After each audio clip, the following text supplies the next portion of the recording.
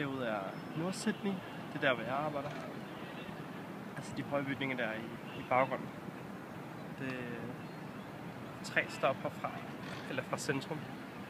Det tager cirka et kvarter at komme ned. Og her er de høje bygninger inde fra centrum af Sydney. Westfield-tårnet. På høje tårn, man kan se, det er det højeste punkt i Sydney.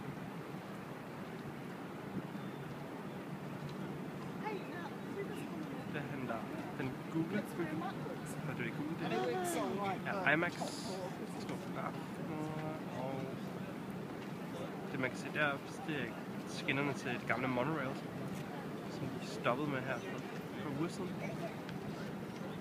Og helt det her nede, det er havnefronten, som jeg ikke så godt kan se, men der er hvad er det? Et eller andet center.